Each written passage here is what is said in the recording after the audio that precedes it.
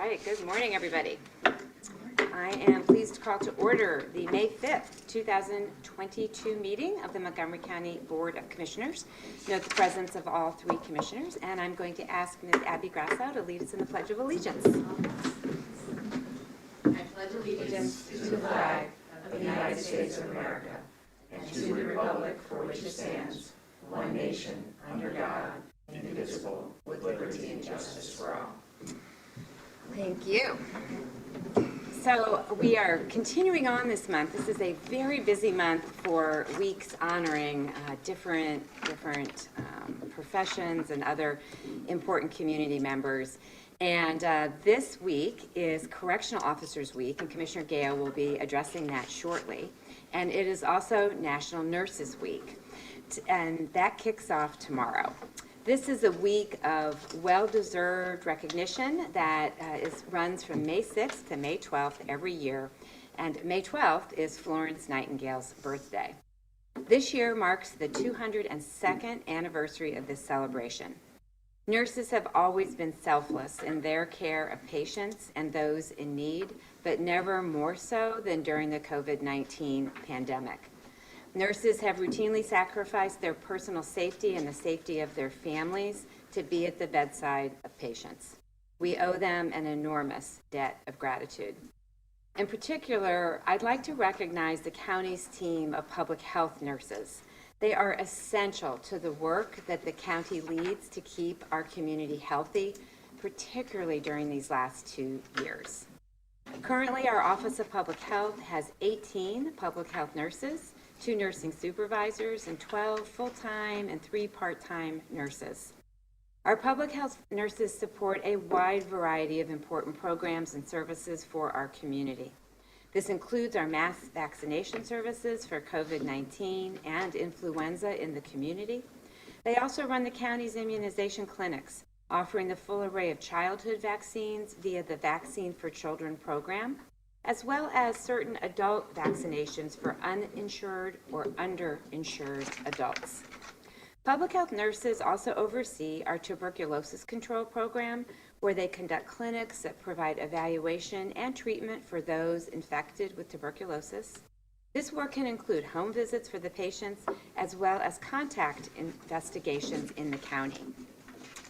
These nurses are integral to our maternal child health program, where they conduct nurse home visits for at-risk families to provide support and link those families with a variety of services.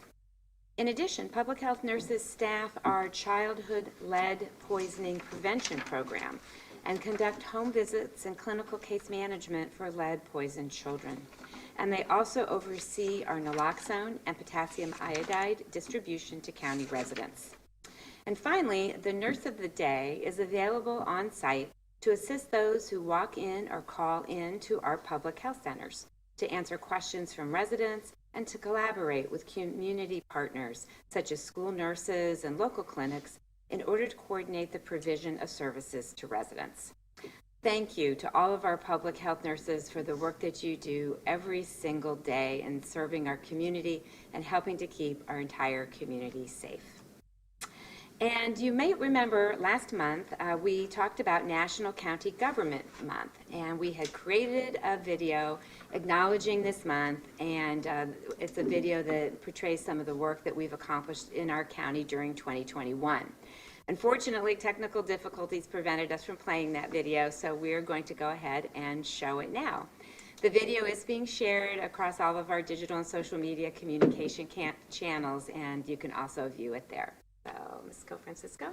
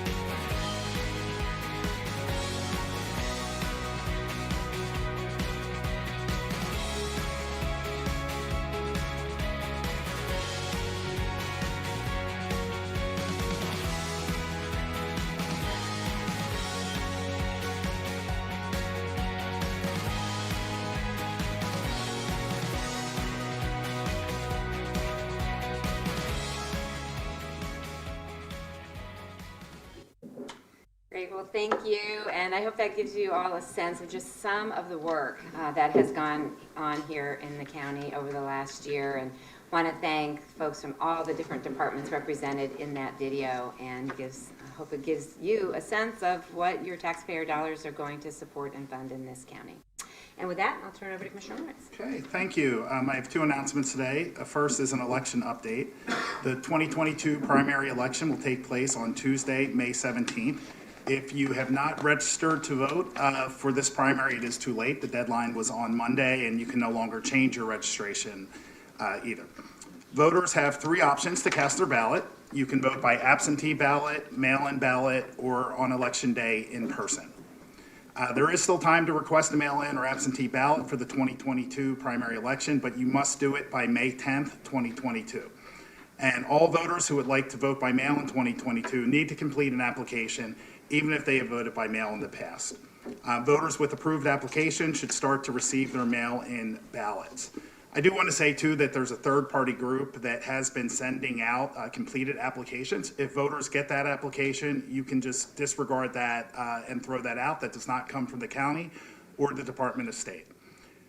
You can visit the Voter Services website at www.montcopa.org/vote-by-mail to apply online, downline, and print an application to mail to Voter Services, or make a request to have an application mailed to your home. And for all information about voting, including polling locations and drop box locations, please visit www.montcopa.org/voter services or contact Voter Services at 610-278-3280. I also want to acknowledge that today is the National Day of Prayer.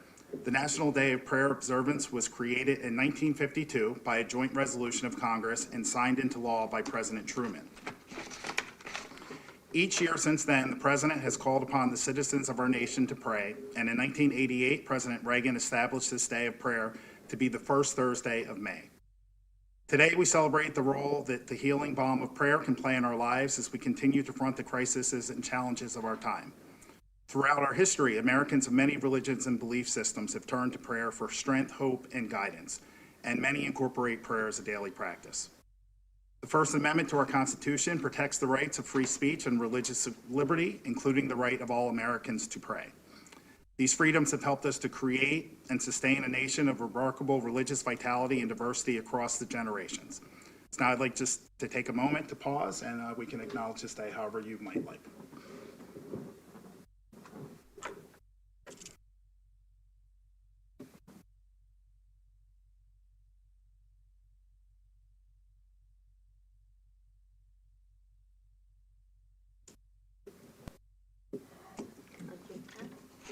Okay, good morning, everyone. This week is also National Correctional Officers Appreciation Week. This week was established by President Ronald Reagan on May 5th, 1984, and the important work of correctional officers and prison staff often goes unnoticed and does not always receive the recognition that it deserves. Here in Montgomery County, our correctional facility, we employ 350 individuals, and here in Montgomery County, the state prison, SCI Phoenix Prison, employs 1,200 employees, and they monitor thousands of individuals. These courageous law enforcement professionals represent one of the most important components of America's criminal justice system. They ensure order, disrupt violent confrontations, and also work to help rehabilitate those who are incarcerated. They also, along with other correctional staff, exemplify professionalism, integrity, and strength in the face of a difficult and often dangerous work environment. Within local jails, state prisons, and federal penitentiaries, correction officers serve as a voice of authority while also ensuring their personal safety and the safety and welfare of those imprisoned and the staff there. In addition to maintaining order and safety, over the past couple of years, they've had the additional responsibility of helping to reduce the spread of COVID-19 within the prisons. Please join us in celebrating National Correctional Officers Week by extending your gratitude to the vital service and commitment to the duty of these individuals. We pray for their continued safety, and we appreciate all they do each and every day for Montgomery County and everyone they serve. Thank you. We will now move on to public comment on matters appearing on today's agenda. Public comment on today's agenda. Mr. Stein, could you please read the rules for public comment? Absolutely. Good morning. All speakers should sign in the meeting sheet available in the room, or if they are virtual, as indicated by Ms. Co-Francisco. All speakers should come to the podium if they are physically able. Speakers should identify themselves by name and municipality. Under the law, all public comments must be relevant or germane to county business. This means that the subject matter of all comments must be limited to items or issues which are currently before the commissioners for consideration, or which may come before the commissioners for consideration at a future meeting. Whether a matter is germane to county business is a determination to be made by the county solicitor. A time limit of 2 minutes will be monitored, and county staff will respectfully request speakers to conclude their comments if the speaker goes beyond the time allotted. The board is not required to respond to public comments during the course of the meeting, but the public is reminded this is not an opportunity for dialogues or questions and answers. The board chair may direct appropriate county staff to follow up on any questions or additional comments after the meeting. As allowed by law, disruptive behavior, including but not limited to yelling from the seats, arguing whether a matter is germane to county business once the solicitor has made a determination of such, or refusing to yield the floor once time has elapsed and being requested to sit down, shall be grounds for removal or muting from the meeting without admonishment or warning. The commissioners always welcome written correspondence, comments, and feedbacks at commissioners@montcopa.org. Thank you, Mr. Stein. Ms. Co-Francisco, anyone in the room we'll start with on today's agenda? We have just general public comment today. Okay, great. Then we will move on to general public comment, and we'll start with the folks in the room. First, we have Barb Furman. Good morning. Barb Furman, New Hanover Township. We are not going to stop questioning the voter rolls unchecked and out of date. No excuse mail-in ballots, lack of process at the vote counting center, ballot harvesting and drop box locations that now have 24/7 access, counting and adjudication of ballots for days after the election. Honest, hardworking poll workers and elected judges of election, majority and minority inspectors are sincerely doing their jobs. Activities that destroy our election security are happening in spite of their efforts. I'm not accusing individuals. The system is broken. We all want every able legal voter to have their single vote by making their own effort to vote in person or obtain a legitimate absentee ballot and cast that ballot in person and or absentee prior to election so the results are final on election night, counted at their precincts, of which there are 426. Montgomery County received more than 1.5 million, and just like Philadelphia, from CTCL and Mark Zuckerberg, and those grants expected results. And we still have more questions than answers about drop boxes and the whole mail-in ballot counting process. Silence in these motions is consent. This is a bad process. You should have to vote in the affirmative to consent. We the people will not remain silent. We do not consent. Thank you. Next, we have Pauline Braccio. Good morning, Pauline Braccio from Thomason Township. I am really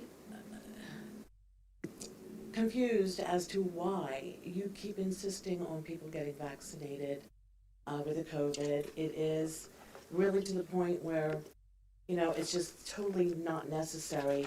I just want to tell you, there's a headline out of Australia.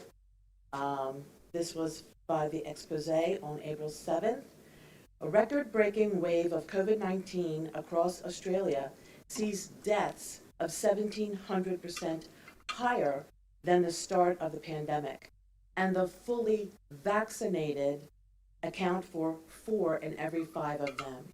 80% of the people dying from COVID are fully vaccinated. The vaccine is not effective. It is certainly not safe if you look at the VAERS report. And if you listen to the CDC, which you're supposed to be listening to, even they are saying that there's more and more deaths in vaccinated people. Pfizer has now, and I'm not sure if it's Moderna or Johnson & Johnson, have also put out commercials saying that ivermectin and all those other drugs that they were against before because they want you to get their vaccine, they're now saying that that is the proper way to go. So I'm not sure why you want to waste the county's money and injure people at the same time. There are people who are going to be taken to task. Actually, you could be charged with crimes against humanity.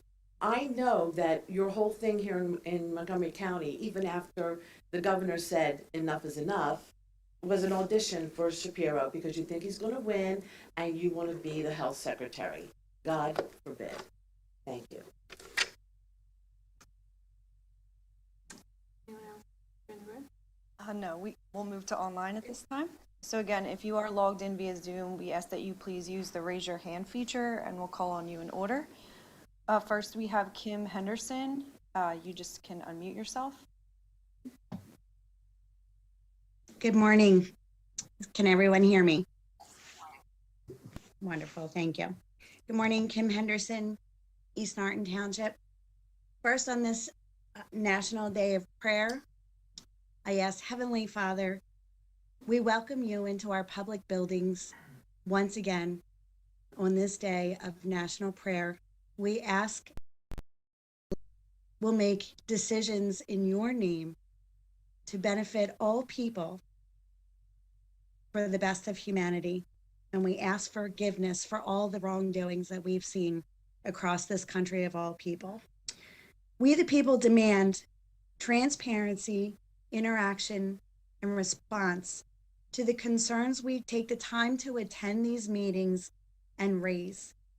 While you state that you do not have to respond during our 2-minute public comment, we do and have requested public question and answer segment to the meetings. I know I've personally asked for them several times over the last meetings, and I do want to put on the agenda. Meeting after meeting, you award grants of all kinds without consulting with your constituents.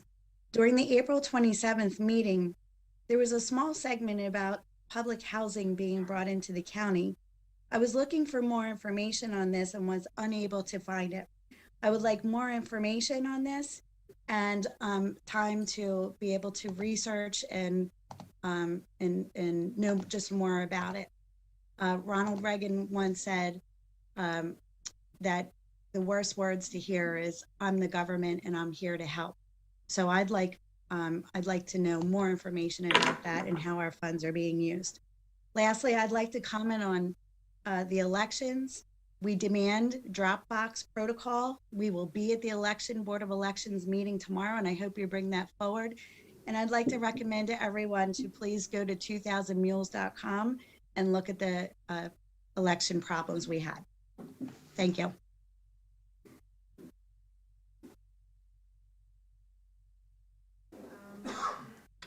Last call for online public comment. Okay. All right. Thank you. We will move on to approval of the minutes. I will move to approve the April 21st, 2022 minutes of the Montgomery County Board of Commissioners. Is there a second? Second. Second by Commissioner Lawrence. Any board comment? Hearing none, we'll move to a vote. Any negative votes? Hearing none, motion carries. All right, so moving on to big acknowledgements. May is also Mental Health Awareness Month, and this morning we have Pam Howard and Abby Grasso. Good morning, ladies. Good morning. Good morning, commissioners. Good morning, everyone. Thank you so much for having us here today in honor of Mental Health Awareness Month. Now, oops, Kelly, did I do that? Okay. I think that you all know that one of the things I like to do is to come here this month to talk about mental wellness. It's fabulous that we have this month as a reminder. It's sort of similar, maybe I kind of think about it to the way at New Year's, people make new plans about what they're going to do during the year. Tax time, people do a little thinking about, oh, how am I spending my money? Think about their financial wellness. Mental Health Awareness Month is a nice time to sort of take a step back and think about plans to promote your mental wellness and that of your family. Montco's theme this year is Together for Mental Health, and I cannot think of a better way for all of us come together than for all of us to spend a little time, perhaps this weekend, thinking about promoting your mental wellness. The nice thing is a lot of it are things that we already know how to do. And it also is connected to your physical health as well. It's things like getting good sleep, eating healthy, exercise, getting out on our trails. I see that's on the agenda today. That's a nice little connection to make. Getting out in green spaces. You can also do things like learning about mindfulness techniques and deep breathing. There's great info on the internet, great apps out there that help remind us to do these things too. Another way in which we can come together for mental health is ensuring that there's a system of care for our fellow Montco residents who are struggling with their mental wellness or have complex challenges, often connected to trauma. This is becoming more and more difficult because the dollars that we are allocated from the state have not increased, and they have not had a cost of living increase since 2008. Using an inflation calculator, if you can picture a pie chart, that means that we have 34% less purchasing power.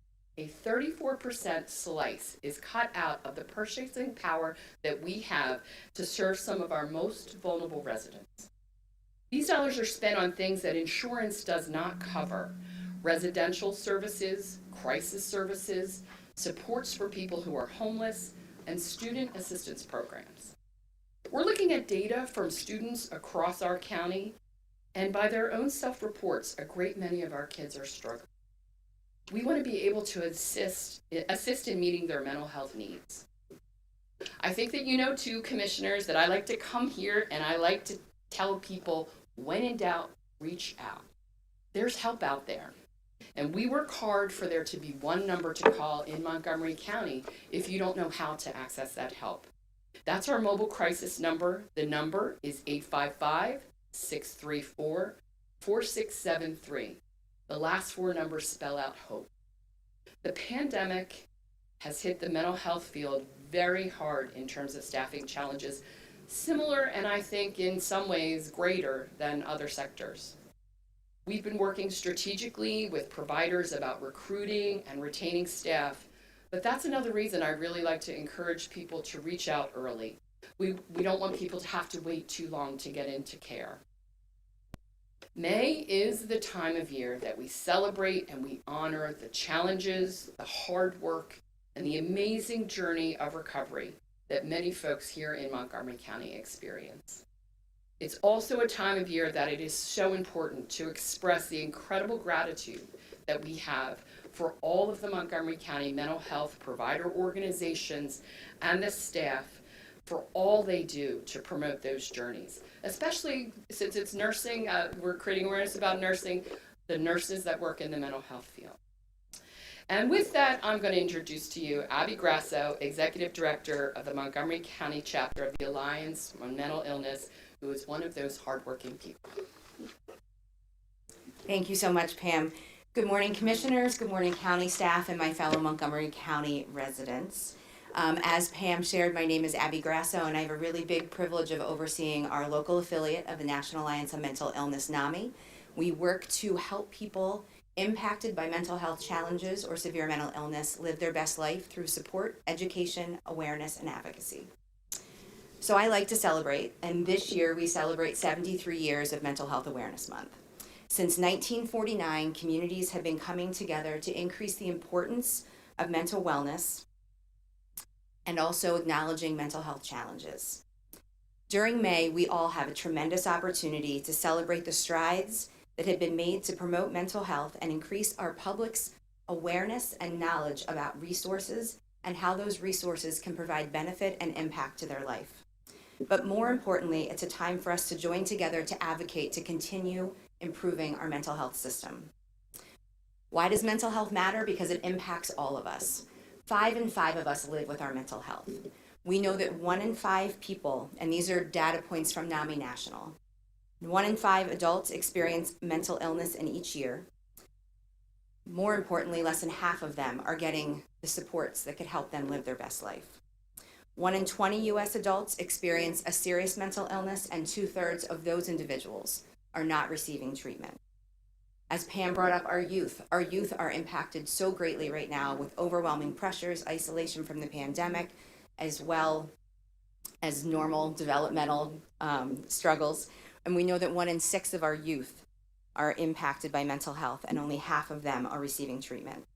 50% of lifetime mental illnesses begin by the age of 14, and 75% by the age of 24. I think the most startling data statistic that I saw this year from NAMI National is that 55% of US counties do not have a single practicing psychiatrist. This is who we're supposed to go to for support. This is who we're supposed to go to get help, and we don't have those supports available. Right now, today, let's start talking about our mental health like we talk about our physical health. We don't struggle to tell people when we're struggling physically. So why do we struggle to tell people when we're struggling emotionally? So let's talk about how we can do this better. We need to educate ourselves about mental health conditions, educate ourselves in how we can support people. Sometimes it's sitting with people in raw, vulnerable moments. We don't always have to have the answers. Oftentimes we don't.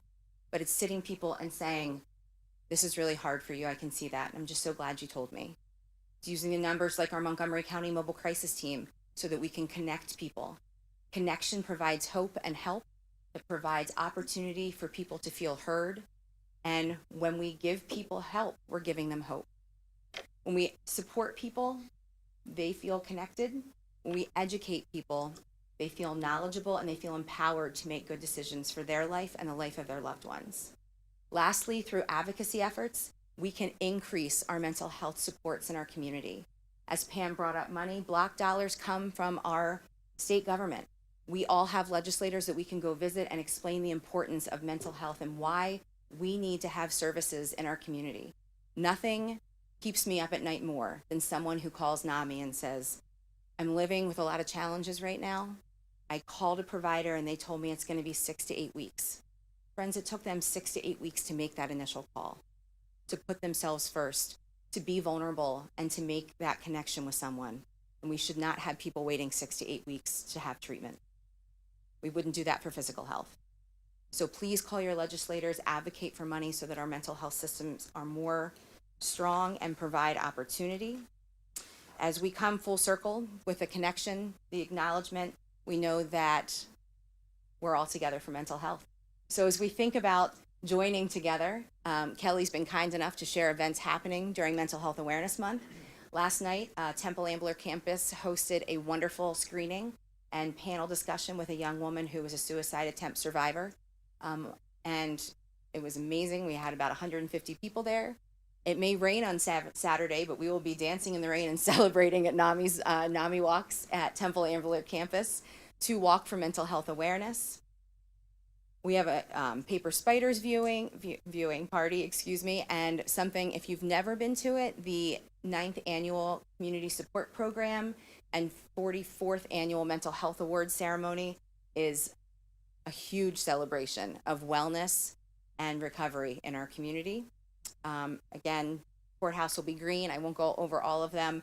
NAMI is also offering a ribbon campaign and a coaster campaign. So if you'd like to put ribbons on your home, if you'd like to have ribbons adorning your business to welcome people and letting people know that you are open to mental wellness, just contact our NAMI office. And we're very, very thankful for the opportunity to be here to talk about Mental Health Awareness Month. Thank you. Well, thank you both. I am so proud of the work that our Department of Behavioral Health does under Ms. Pam Howard's leadership, and of course for our community partners like NAMI. It is working together that we are able to get what we get done in this county accomplished. And I just want to add a couple of comments and underscore some of the things that you both mentioned. First, it's a physician, I can't overstate the importance of prevention and acknowledging and just ignoring the stigma that unfortunately our society has around mental health challenges, and get help when you need it and get help early. You know, conditions are all treatable, and we just have to get people connected to the right folks to be able to do that. It's why we have supported the fact that here in Montgomery County, we have one telephone number that people can call 24 hours a day. And that number, again, for our mobile crisis team is 855-634-4673. A person can call this number about themselves, about a family member, about a friend. And you will get trained professionals that will come to you quickly and do their best to assist, get you connected to treatment. One of the best things that's come out of this work is the strong partnerships that have developed between the mobile crisis team and our local police departments. And the police now regularly call these folks, and it is a much more appropriate response to connect someone to treatment rather than to arrest them or incarcerate them. And so we've been really pleased to see how that has grown. You both acknowledge the mental health needs among students, and that has been growing rapidly, particularly during and after the COVID-19 pandemic. And one thing that Pam didn't mention was an important grant that her department secured to expand services through our student assistance program to elementary schools. It was a $475,000 grant, and it is allowing staff training and certification and evidence-based programming. It is free to our elementary schools that are participating, and it's just another tool that we can put in place in our local elementary schools, and one that is obviously really needed right now. So none of these services that you heard about today exist without state funding. And I just want to put an exclamation point under everything that Pam mentioned about the cuts that the counties across our Commonwealth have undergone over the last decade. She did mention that since 2007, there has been not a single cost of living increase to the county governments to provide mental health services that are not covered by private health insurance. In fact, private health insurance, I'm sure many of you know, cover very little when it comes to mental health services. If we had had just a regular cost of living increase here in this county since that 2007 budget, Montgomery County alone would have approximately an additional $7 to $8 million a year to spend on mental health services in this county, just with a cost of living increase. But that has never come. And additionally, back in 2012, the state did just an across the board to every county in the Commonwealth, 10% cut in mental health funding. Here in Montgomery County, that was a $3 million cut that has never been restored. So these are the challenges that we've been facing. Our community partners who are providing services across our county are competing with Amazon to pay a wage to people with master's degrees and extensive training, when those same folks can go to Amazon and get a job that pays more. These are like the very real problems that we're facing. So what can you do? You can get on the phone, get on your email, and call your state representative, your state senator, and Governor Wolf. Because Governor Wolf, I'm very happy to say, has proposed a $36 million increase in the fiscal year 2023 budget. That was the budget that starts this July 1st, of $36 million that would be distributed proportionately across counties in our state for mental health funding. It is critical that that funding, that proposed funding, actually gets included in next year's budget. And you can help ensure that that happens by reaching out, state representative, your state senator, and to Governor Wolf's office, and let them know that this is something that you care about and that we really need. So thank you both so much, ladies, and any other comments? Thank you both for being here. It's wonderful to see you both. You both have taught me so much about these issues. You guys should have like a podcast or. We should have a podcast. That would be great. Don't give us ideas. I was going to say that's next on the I would list. be the first one to sign up. Abby, I love what you said. Connection provides you. That really hit me. Thank you. But thank you guys for what you do, not just this month, but every day. And I know you guys care passionately about the work that you do. We appreciate you. Ms. Howard, Ms. Grasso, I'd also like to thank you for being a key component to communication between law enforcement, school districts, hospitals, members of the community that are in need. I know not only those individuals in need appreciate what you do, but also their families and loved ones. So thank you for today's Thank you, update. Commissioner. Thank you so much. And thank you all of you for all of your support. Thank you. All right. It is also Older Americans Month, and we have Jennifer Barnhart from our Office of Senior Services who will be telling us about those activities. Good morning. Good morning. I'm just trying to share my screen. I have a few slides for us. Well, while you're doing that, I just want to officially welcome you to your first commissioners meeting. Ms. Barnhart joined us a few months ago, and it's great to have you here with us today. Thank you so much. It's great to be here with you all. My name is Jennifer Barnhart. I'm the new administrator of the Montgomery County Office of Senior Services within the Department of Health and Human Services. And as I said, I'm so grateful to be here with you all, and I'd like to thank the commissioners for having me and bringing recognition to Older Americans Month and the work that's happening every day in senior services. Older Americans Month is observed and led every year by the Administration for Community Living and the U.S. Department of Health and Human Services. This year's theme is Age My Way, an opportunity for us to explore the many ways that older adults can remain in and be involved in their communities. The theme is fitting as it overlaps with one of our Office of Senior Service goals, which is to assist seniors with aging in their homes and communities for as long as they're able. The department, through our team and network of contracted community providers, offers programs and services to support older adults in aging their way. In that spirit, I'd like to share some data regarding our older adult population and how senior services provide supports.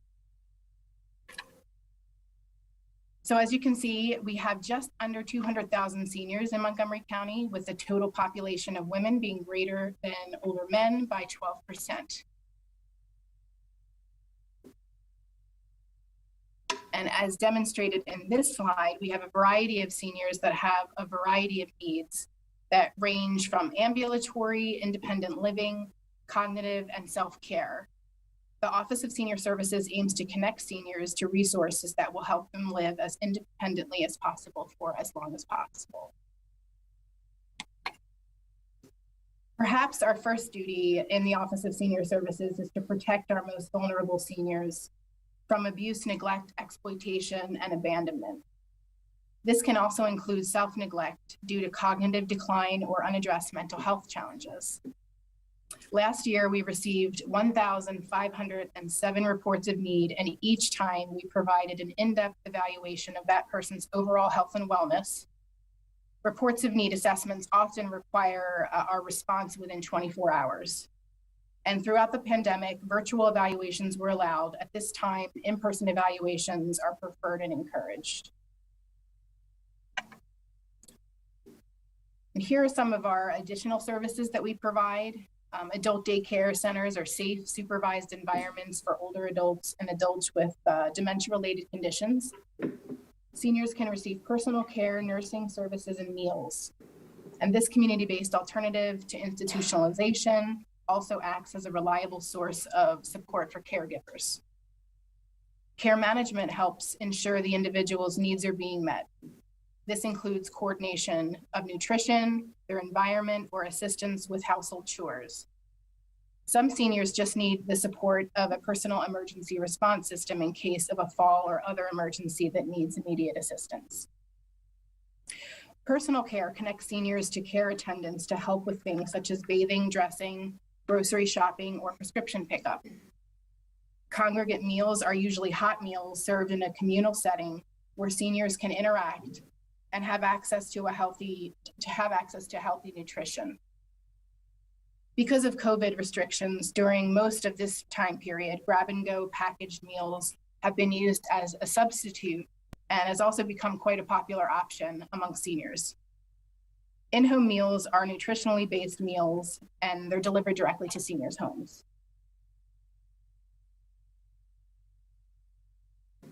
Our assessment unit assesses seniors for their ability to perform independent activities of daily living and for their eligibility to participate in the Medicaid waiver program.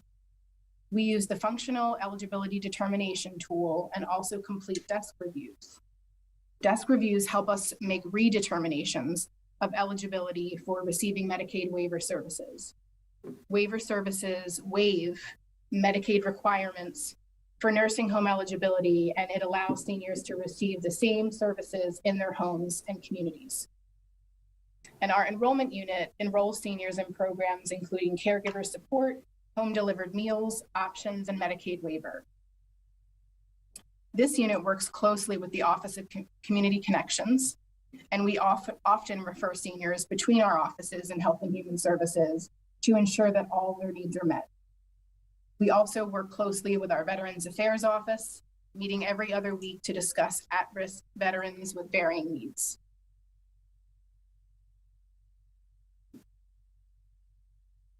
Our senior centers provide information and assistance to seniors, socialization, exercise, and recreation programs.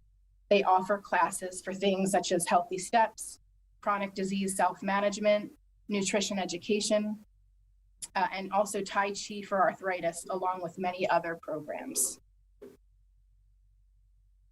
This slide shows our 10 contracted senior centers and also visualizing pockets of poverty as well. In addition to providing the opportunity to socialize and participate in recreation and educational programs, senior centers provide free hot lunches. Senior poverty is a significant issue, and we're continuing to evaluate how to best serve all of our residents while taking need into account.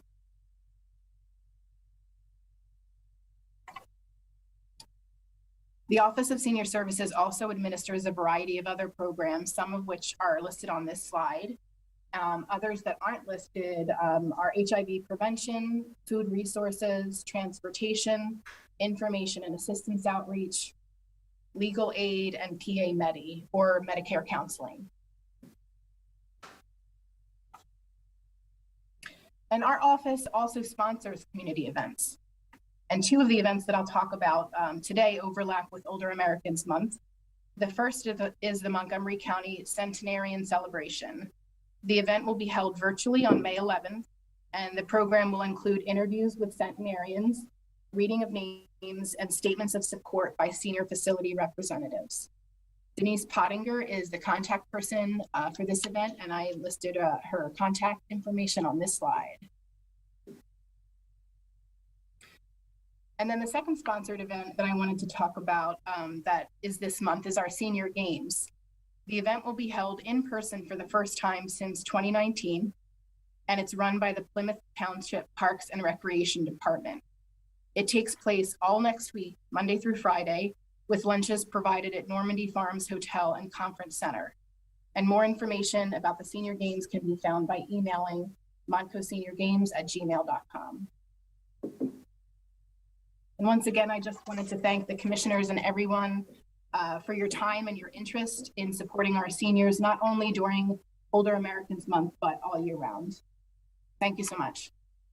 Well, thank you, Ms. Barnhart. That was a great summary of the work that you and your team do, and we are so grateful for it. And I know that these two events, the Centenarian Luncheon and the Senior Games, are just so popular across our county, and that I've run into all kinds of people, particularly for the Senior Games, that are looking forward to participating this year. So thank you for that. And just for anyone listening out there who wasn't aware of all the services that are available and would like to learn more about them, or perhaps see if they could get those services, what's the best way to reach out to the office? The best way to reach out to the office, I listed my information. You can send me an email, or my phone number is also on the slide. Should I go back to that and read it out loud? Yeah, you can just maybe say it one more time for everybody. Sure. My email is jbarnhart@montcopa.org.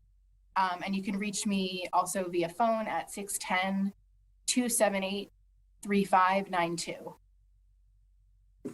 Ms. Barnhart, welcome to Montgomery County, and please extend your thanks, our thanks to your team. Commissioner Arkoosh and I saw some of them the other day. We were able to visit, but you've hit the ground running, and thank you for the update. Thank you so much. I appreciate that, and I will certainly let them know of your appreciation. Ms. Barnhart, I also wish you well in your new position, and thank you for today's update. I also look forward to all the celebrations we have to celebrate the accomplishments and service over many decades that our seniors have contributed to our society, and particularly the games. I always lose the competitions to the seniors. I'm always impressed with their skill sets. So the competitive nature of it's fun. Thank you for what you do. Thank you so much. Yeah, we're glad they're coming back this year and that it'll be in person. So Yes. thank you. Great. Yeah, thank you so much. All right, next up, it's Montco Trail Challenge time. And Kristi Goodwin, our Community Health Program Manager, is going to be telling us about this year's Trail Challenge.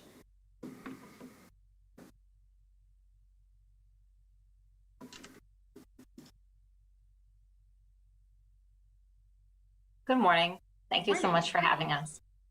We're really excited to begin our 7th year of Montco Trail Challenge. I'm going to share my screen real quick.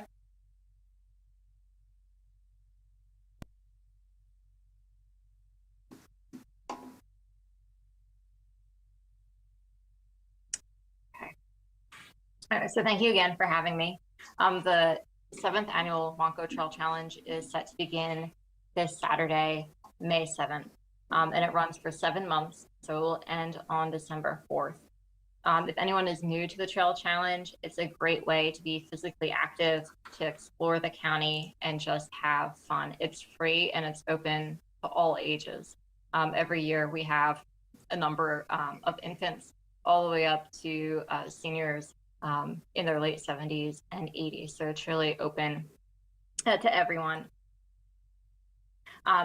The Trail Challenge is like a scavenger hunt. We have 15 participating trails and parks, and each one has their own unique symbol, like pictured here. It'll be some type of animal, and the goal is to visit as many parks and trails as somebody can between the months of May and December. And then we have 3 achievement levels, so people can earn a prize if they do 5 trails, 10 trails, or if they do 15 or more.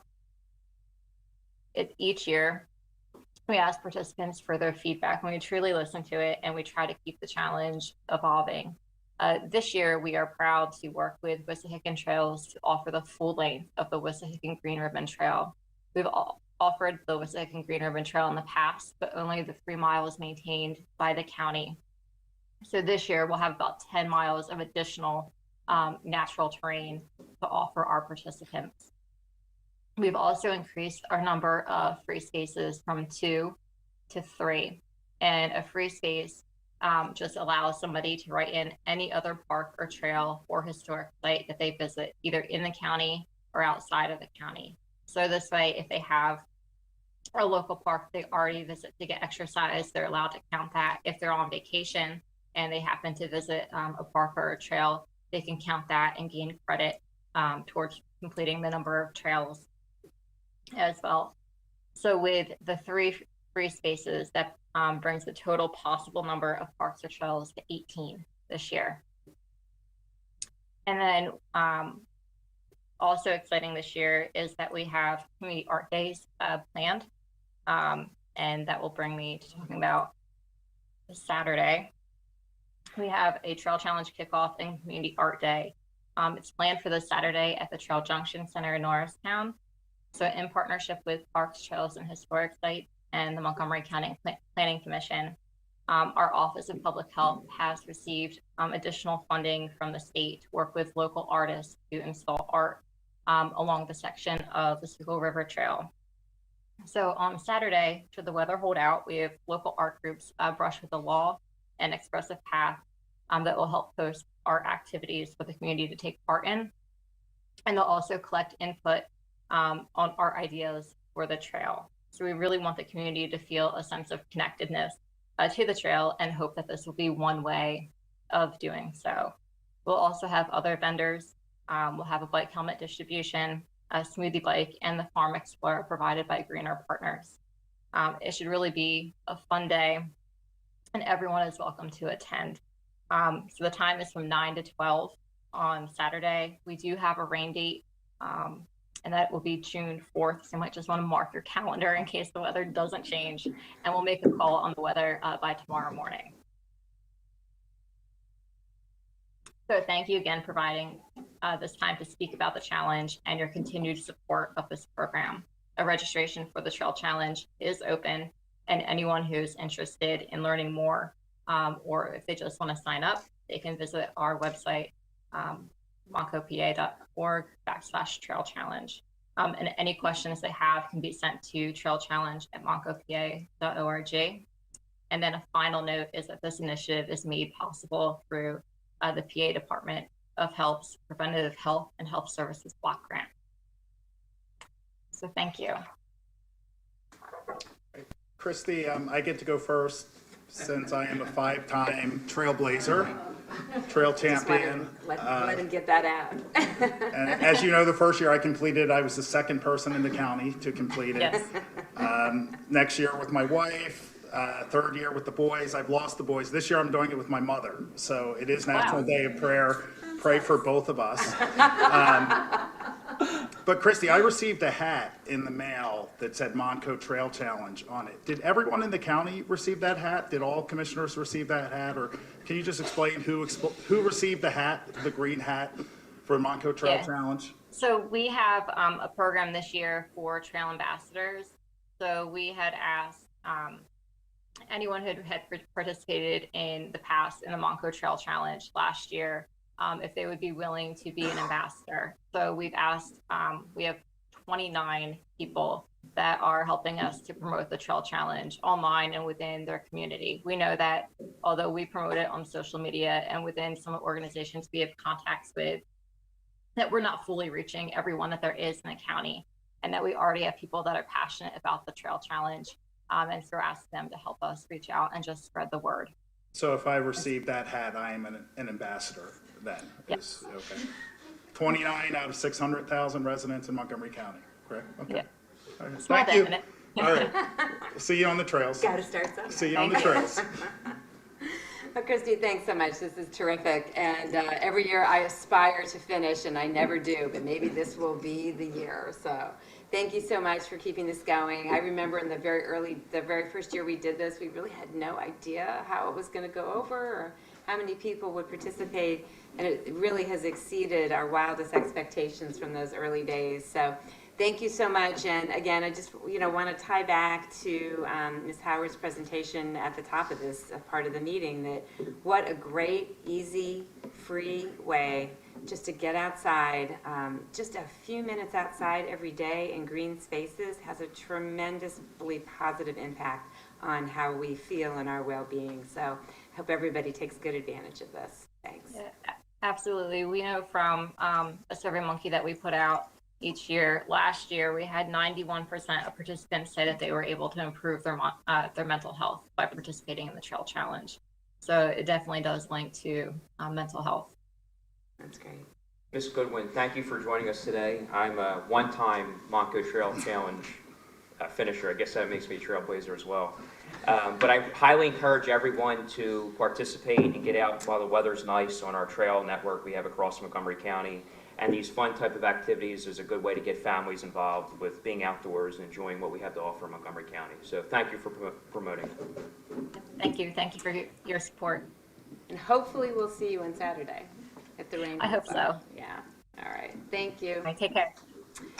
All right, Mr. Bonner. The Recovery Office had a very busy weekend.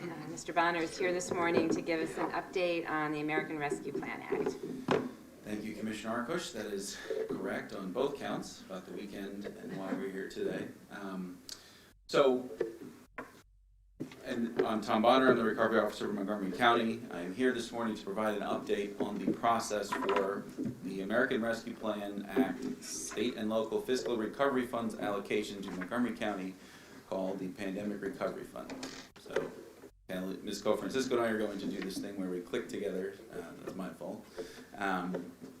Just to set the stage, as we do every time we speak about this, the funding we are referring to is the allocation directly to Montgomery County as promulgated in the American Rescue Plan Act legislation of March 2021, amounting to a total of $161.4 million. To be clear, this does not include any money allocated to the state of Pennsylvania or to other programs at Montgomery County through the same legislation. We are referring to this $161.4 million as the Pandemic Recovery Funds, and the process which you will hear this update about refers to that program. We have engaged in a process of a community. Let me rephrase that.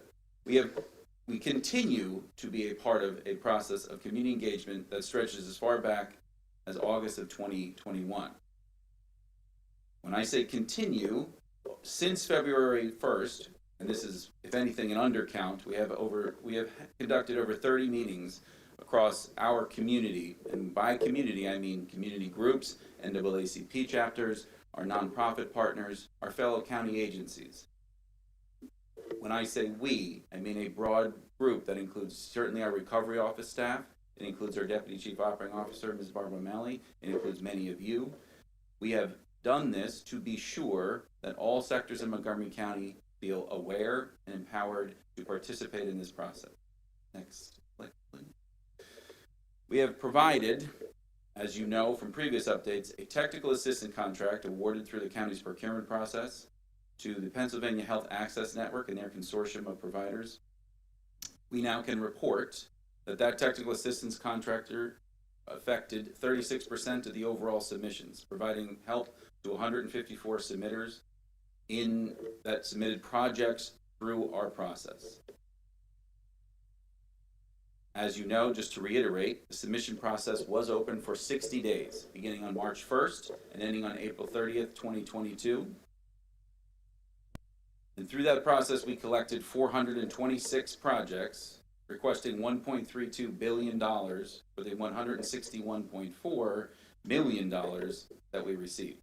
We also collected 159 ideas through this process.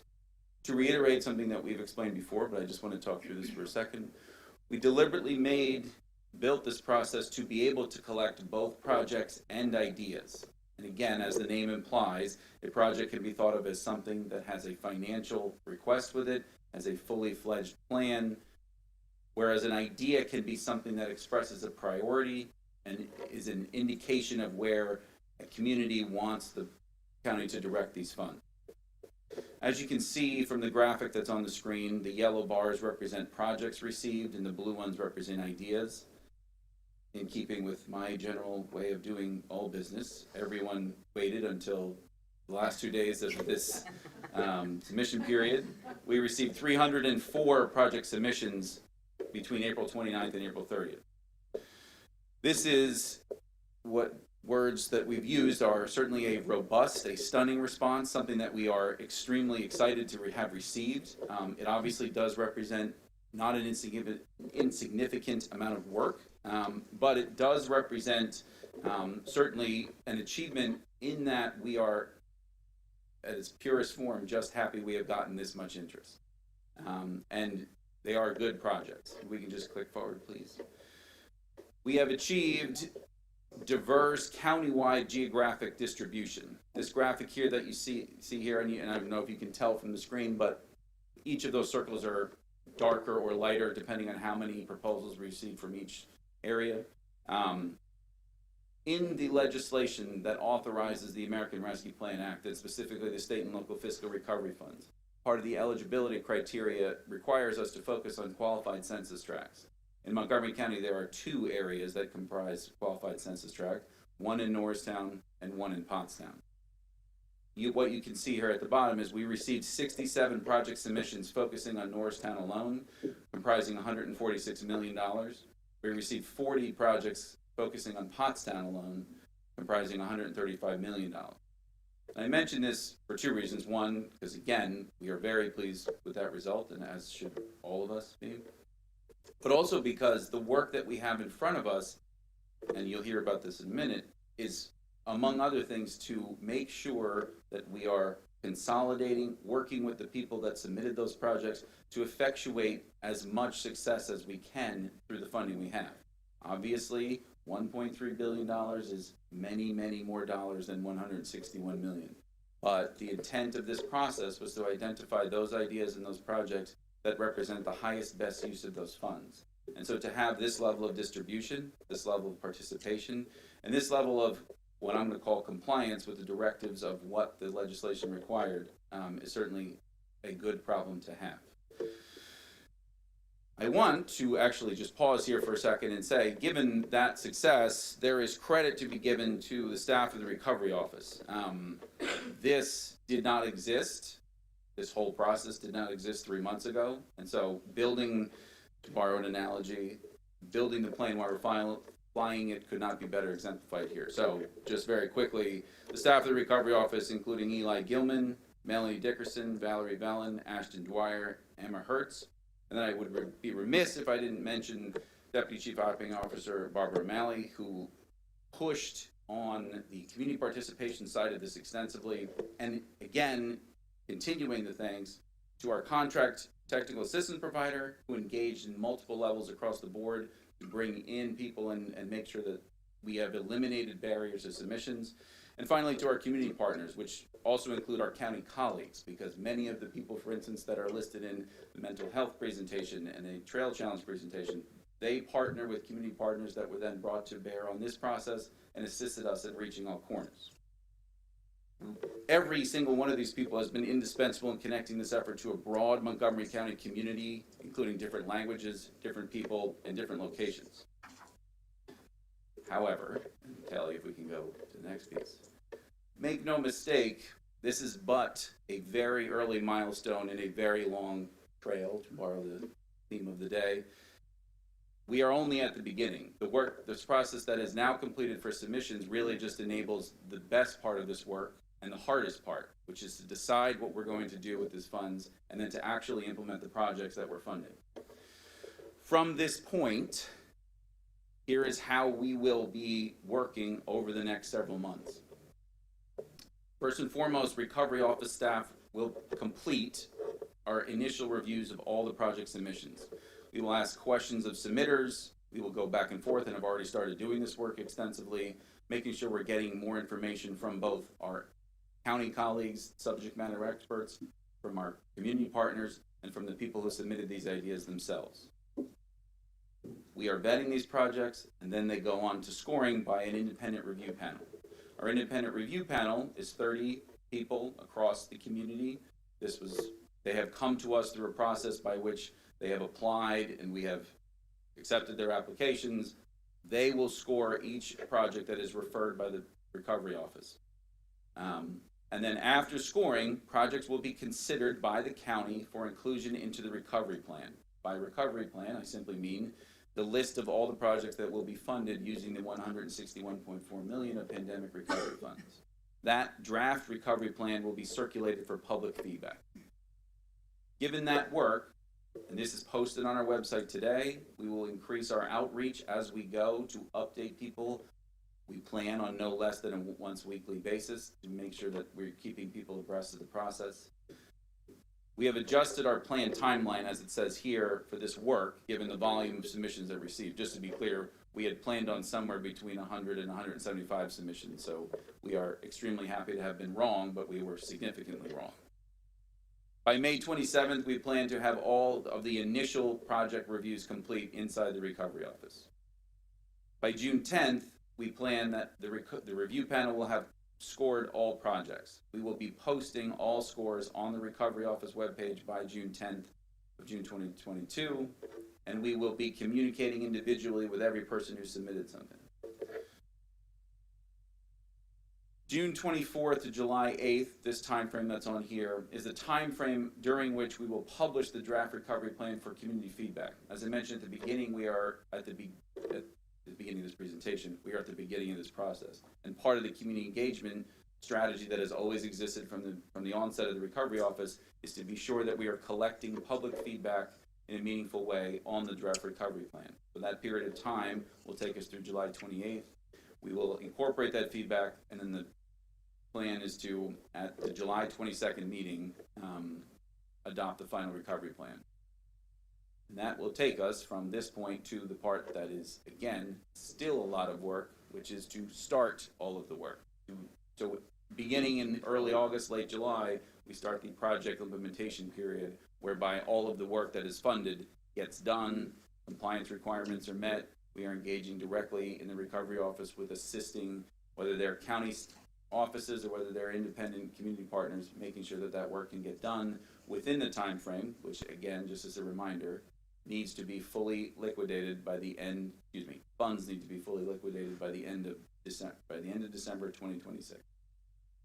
And that is what I have for an update. Happy to answer any questions. Great, well, thank you. This is going to be a pretty daunting undertaking by the team, but it's exciting that we've had this kind of robust response and a real testament to the work that everybody did to get out to every corner of this community, and I'm really, really grateful for that. And very excited to see what comes out of this, and as I've already had some conversations with folks I've run into over the weekend, you know, obviously we can't fund all of these projects. We just don't have the money. But we will make every effort to engage other funders in our county, our elected officials, both federally and at state level, for community grants that they might be able to put towards some of these projects, and that, you know, we will do everything we can to help connect anybody that's got a great project that we just don't have enough money for with someone who might be able to at least help with part of that funding.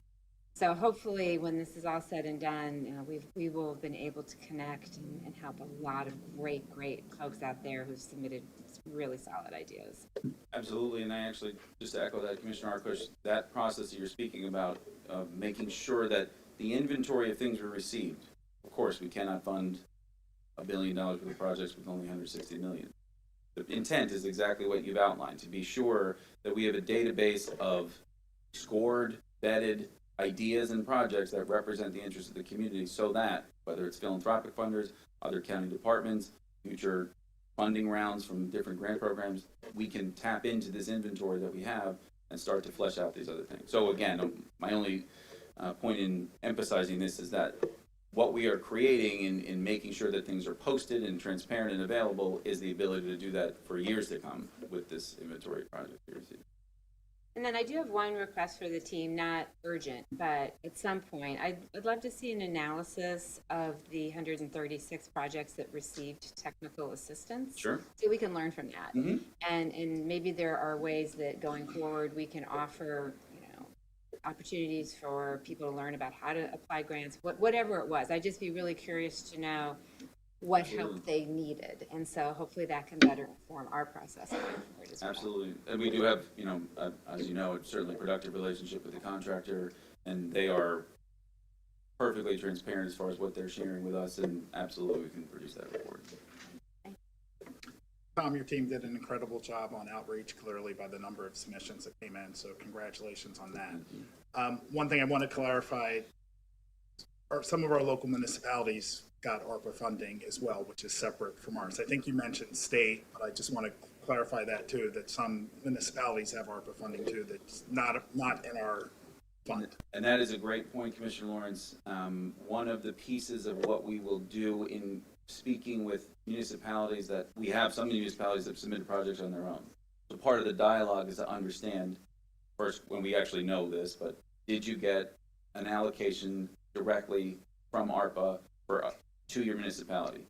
What did you spend it on, and how does this funding augment, not supplant, the efforts that you already have underway? So absolutely, I'm mentioning that simply because built into the process is an emphatic agreement that to make sure we're not double counting the same type of initiative, that we're hopefully expanding things that people have applied for and they're already funding under other allocations. But absolutely, you are correct. There are individual allocations to maybe not all of the 62 municipalities. There are also, just to take it a step further, individual allocations germane to school districts, the 21 school districts across the county. Again, all independent of this, but we want to be sure that we're accounting for all three of those funds, among others, as we go. Thank you, Tom. Tom, just have a question. You mentioned the 30-person review team. How do they apply to be on that review team, and also what role do they have in making the decisions, as far as is it a majority vote or 2/3 majority vote? Sure. So I think generally the review panels came from sort of a broad call across the community, and they were able to click through, you know, and submit their information, profile information, and we actually, again, got a much more robust response than we could actually. We only have spots for 30 people at this point. So that application process was advertised? Correct.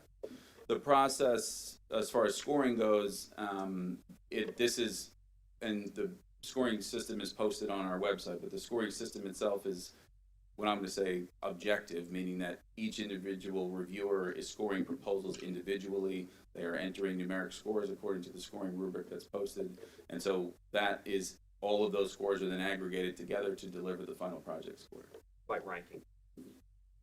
correct. I mean, like what we will have at the end of that is every project will have a scoring report that is based on the input of those reviewers. Okay.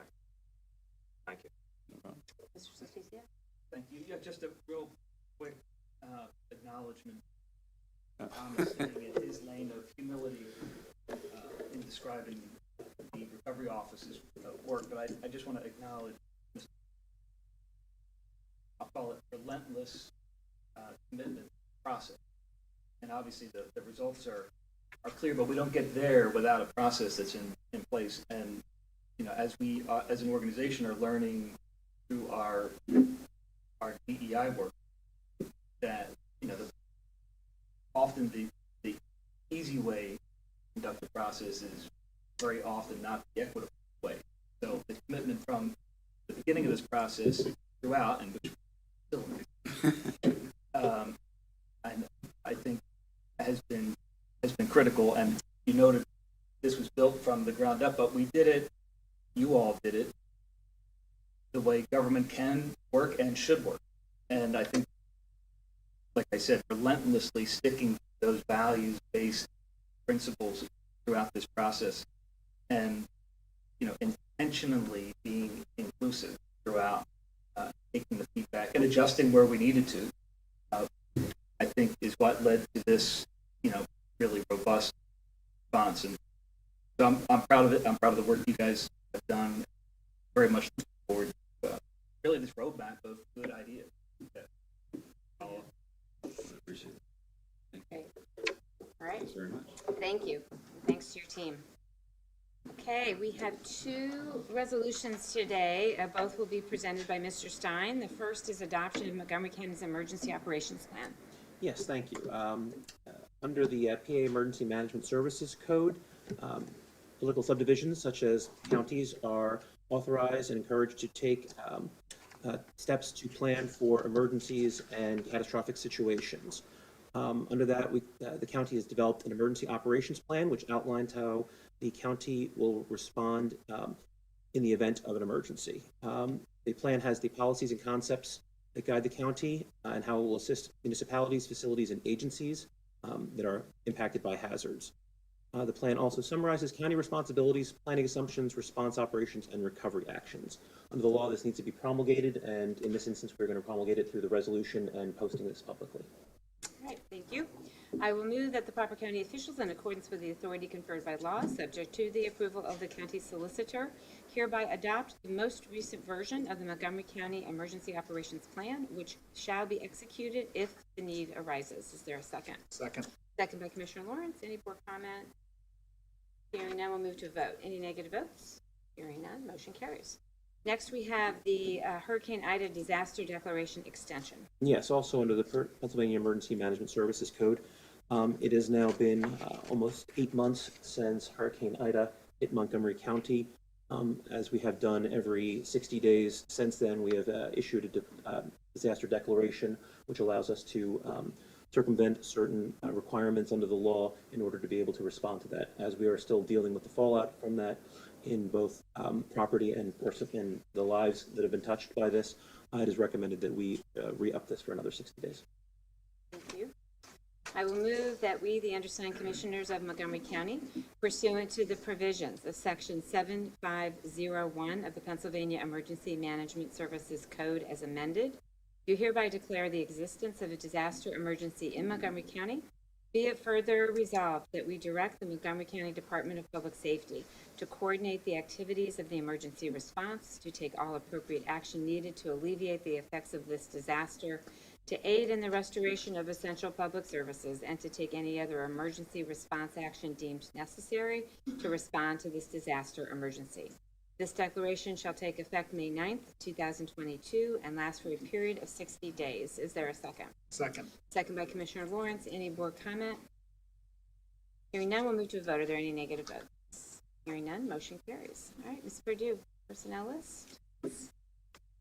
Good morning, Commissioners. You should have in front of you the final copy of the Commissioners Department's personnel list. It is a 3-page document dated Wednesday, May 4th, 2022, with a timestamp of 9:30 a.m. All positions have been reviewed and accounted for and are presented for consideration. Thank you.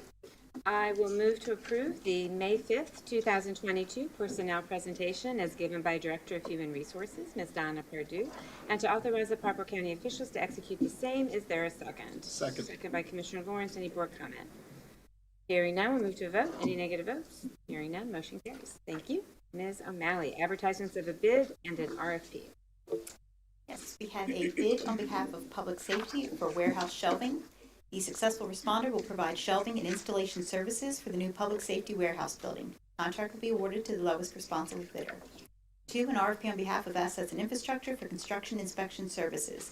The successful responder will provide full-time on-site construction oversight and inspection during the placement of County Bridge Number 6 located on Mill Creek Road over Mill Creek in Lower Marion Township.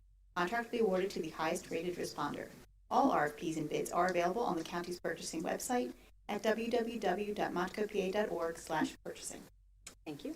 I will move to approve, excuse me, the preceding request for the advertisement of a bid and an RFP as described by the Deputy Chief Operating Officer, Ms. Barbara O'Malley, and to authorize the proper county officials to execute the same, subject to the approval of the county solicitor. Is there a second? Second. Second by Commissioner Lawrence. Any board comment? Hearing none, we'll move to a vote. Are there any negative votes? Hearing none, motion carries. Awards the contract for the county. Yes, 1, contract award, Assets and Infrastructure, Engineering, Bergman Associates of Rochester, New York, $25,650. Contract provides a Phase 1 feasibility study for the Peter Wentz Farmstead Observation Area and Trail. Engineering services available from the pre-approved list of on-call engineers. 2, contract award, Assets and Infrastructure, Bridge Repairs, Professional Construction Contractors Incorporated of Penn Salem, PA, $177,367.50. Contract provides the rehabilitation of the Pennypack Trail Extension Bridge over tributary to Southampton Creek in Lower and Upper Moreland Townships. Specification 6471 was viewed by 33 providers with 4 responses received. Contract is awarded to the lowest responsible bidder. 3, contract award, Assets and Infrastructure, Dam Repairs. Coastal Engineering LLC of Greenwood Lake, New York, $48,000. Contract provides above water and underwater repairs of the gatehouse for Knight Dam at Green Lane Park. Specification 6475 was viewed by 39 providers with 3 responses received. Contract is awarded to the lowest responsible bidder. 4, contract award, Assets and Infrastructure, Fire Protection Services, Johnson Controls of Boca Raton, Florida, $65,000. Contract provides for the performance of inspections, testing, servicing, tagging, various fire detection, alarm, and suppression systems and fire extinguishers in county-owned buildings. Services are available through a Sourcewell cooperative contract. Contract term is for a 1-year term of 5/1/2022 through 4/30/2023. 5, contract award, Finance, Financial Services, PFM Financial Advisors, LLC of Philadelphia, PA, as needed. Contract provides public finance financial advisor services for the county. Contract also provides assistance with all facets of debt issuance, financings, and restructuring of county debt portfolio. RFP 2148 was viewed by 22 providers with 2 responses received. Contract is awarded to the highest rated provider. Contract is for a period of 1 year with 3 optional annual renewal terms. 6, contract award, Information and Technology Solutions, Support Services, Infor US of Alpharetta, Georgia, $452,076. Contract provides technical managed services support and system development for the Infor financial system. Infor is a proprietary ERP system. Contract is for a 3-year term billed annually. 7, contract award, Public Safety Service Grants, multiple providers, $36,176.64. Contracts provide the distribution of grant funding for approved ambulance projects coordinated by the Emergency Medical Services Division. Funds received through a Pennsylvania Department of Health grant to County's Department of Public Safety Emergency Medical Services. County solicited applications from all county emergency medical service providers. Responses were reviewed and approved by the County Emergency Medical Services Advisory Board and the Pennsylvania Department of Health. Awarded grantees are Goodwill Stream Fire Engine Company No. 1 Ambulance, Harleysville Area Emergency Medical Services, Horsham Fire Company Ambulance, Lower Providence Community Center Ambulance, Plymouth Community Ambulance Association, Skipback Emergency Medical Services, Souderton Community Ambulance, Pratt Fire Company Ambulance, BMSC of Lower Marion and Narberth, White Marsh Ambulance. 8, contract renewal, District Attorney and Health and Human Services, Forensic Interviewing. Mission Kids of East Norriton, PA, $410,000. Contract provides forensic interviewing and family victim advocacy services for law enforcement officials investigating allegations of child sexual abuse as per RFP 2071. This is the first of 4 available annual renewals. 9, contract amendment, Public Safety Reporting Services, Innovative Emergency Management Incorporated of Morrisville, North Carolina, $1,000. Original contract provided for the delivery of an after-action report to be utilized by the Montgomery County Department of Public Safety in relation to Hurricane Ida. Amendment provides a correction to the original award amount. 10, 4 contracts, 3 contract renewals, and 5 amendments for Health and Human Services. Providers and services are listed at the end of the agenda and in the back of the room. Thank you.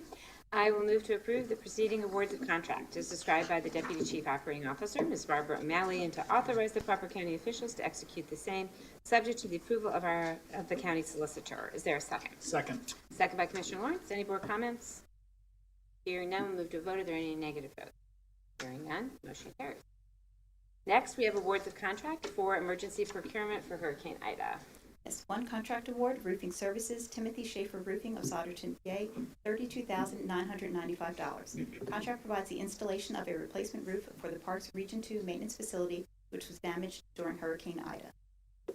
Thank you. I will move to approve the preceding award of contract as described by the Deputy Chief Operating Officer, Ms. Barbara O'Malley, and to authorize the proper county officials to execute the same, subject to the approval of the county solicitor. Is there a second? Second. Second by Commissioner Lawrence. Any board comment?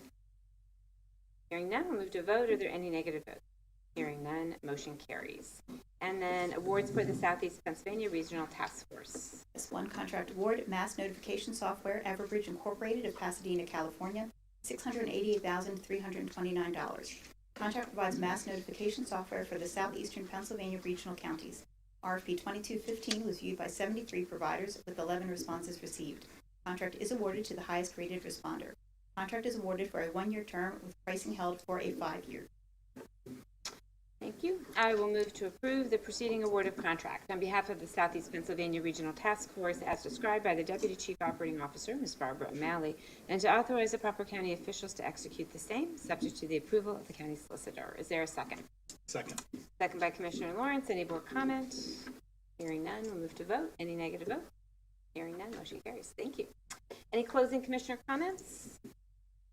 All right, hearing none, I will announce that our next meeting date for the Board of Commissioners will be May the 19th, 2022, and that we have an election board meeting May the 6th, 2022 at 1:30 p.m.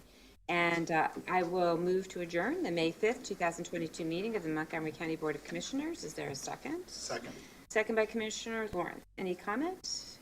Hearing none, we'll move to a vote. Any negative vote? Meeting is adjourned. And we will move to Salary Board. Welcome the Controller. Good morning, Controller. Good morning.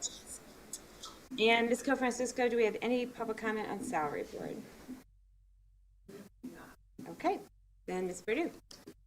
Good morning, members of Salary Board. You should have in front of you the final copy of the Salary Board list. It is a 3-page document dated Wednesday, May 4th, 2022, with a timestamp of 9:30 a.m. Of note, we have 2 retirees, Roberta Hansel from courts after 24 years, and Denise Pottinger from the Senior Services after 20 years. All positions have been reviewed and accounted for and are presented for Salary Board consideration. Thank you. Is there a motion to approve the preceding award of contract on behalf of the Is there a motion to approve the May 5th, 2022 Salary Board presentation as given by Director of Human Resources, Ms. Donna Pardieu, and to authorize the proper county officials to execute the same? So moved. A move by Commissioner Lawrence. Is there a second? Second. Second, Controller Sanchez. Is there any board comment? Okay, hearing none, we'll move to a vote. Are there any negative votes? Hearing none, motion carries. Is there a motion to adjourn the May 5th, 2022 meeting of the Montgomery County Salary Board? So moved. Moved by Commissioner Lawrence. Is there a second? Second. Second by Controller Sanchez. Any comment? Hearing none, we'll move to a vote. Any negative vote? Meeting is adjourned. Thanks, everybody.